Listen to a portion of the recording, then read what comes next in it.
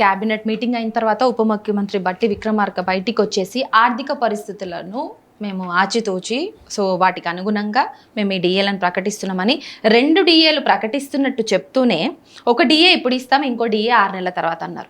మరి 6 నెలల తర్వాత ఇచ్చే డిఏ గురించి ఇప్పుడు చెప్పడం ఎందుకు? నిజంగా అన్ని వర్గాలకు సంబంధించి రైతులకు కావచ్చు, విద్యార్థులకు, నిరుద్యోగులకు, ఇట్లా కళ్యాణ లక్ష్మి కావచ్చు, పింఛన్ల విషయంలో, ఇట్లా గవర్నమెంట్ ఇచ్చినటువంటి హామీల విషయంలో ఇప్పటి వరకు పర్టికులర్గా ఒక పాయింట్ మీద నిల్చున్నటువంటి దాఖలాలు లేవు.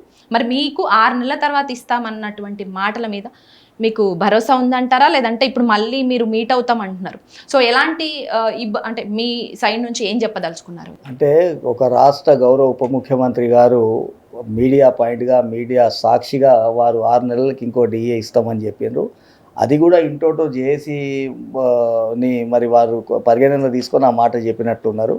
ఖచ్చితంగా డిఏ ఇవ్వాల్సిందే. అంటే మిగతా ప్రజలకు ఏం చేసిందా చేయలేదా అని చెప్పడానికి అది మేము మాట్లాడడం భావ్యం కాదు. కానీ మాకు రావాల్సిందైతే ఖచ్చితంగా చేయవలసిందే.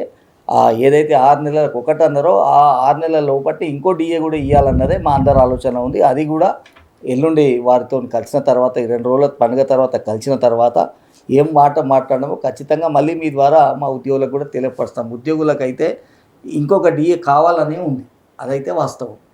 వారు 2 డిఏలు విడుదల చేస్తున్నామని ప్రకటన చేసిండ్రు. ఇంకా ఆ ప్రకటనతో మళ్ళీ వెనక తిరిగే అవకాశం లేదు కాబట్టి వాళ్ళ కృతజ్ఞతలు తెలియపరచడం.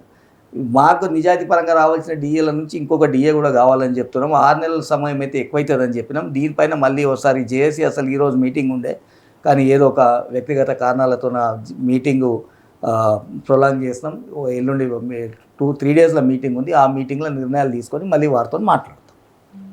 సో మెయిన్ స్ట్రీమ్ మీడియా కావచ్చు, మెయిన్ స్ట్రీమ్ పేపర్స్, ఎస్పెషల్లీ ఈనాడు కావచ్చు, ఆంధ్రజ్యోతి కావచ్చు, ఇట్లా పెద్ద పెద్ద పేపర్స్ అన్నీ కూడా ఆల్మోస్ట్ 2 డిఏలు గుడ్ న్యూస్ ప్రభుత్వ ఉద్యోగులకు అనేసి పెద్ద బ్యానర్ ఐటమ్ వేసుకున్నారు.